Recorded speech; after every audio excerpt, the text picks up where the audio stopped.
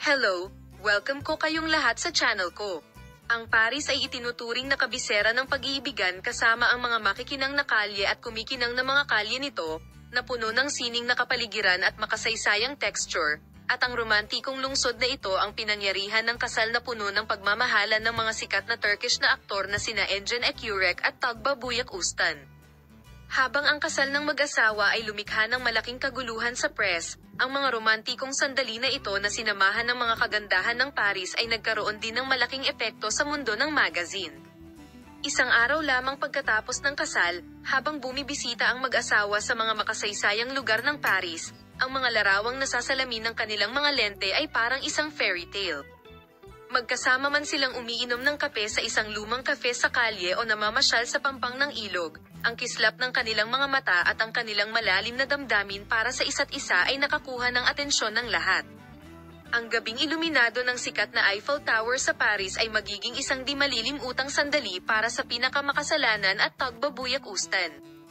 Ipinagdiwang ng mag-asawa ang kanilang paglapit sa tore sa isang romantikong lakad. Ang kamay ni Tugba Buyak Ustan ay pumulupot sa braso ni Engin Ekurek at ang pagmamahal sa kanyang mga mata ay sumasayaw sa mga lansangan ng Paris. Naglalakad siya sa isang mainit na gabi, na sinamahan ng ningning ng mga bituin at ang misteryosong kapaligiran ng lungsod. Ang mga romantikong sandali na ito ay sumasalamin sa kanilang marubdob na debosyon sa kanilang sakahan at sa masasayang pagkakataon na magkasama sila. Ang ngiti sa mukha ni Ekurek nang mahigpit na hawakan ni Tugba ang kamay ni Buyak Ustan ay nagpakita ng emosyonal na ugnayan ng dalawa. Ang romantikong paglalakad na ito sa mga makasaysayang gusali sa Paris ay nasasabik din sa mga tagahanga ng mag-asawa.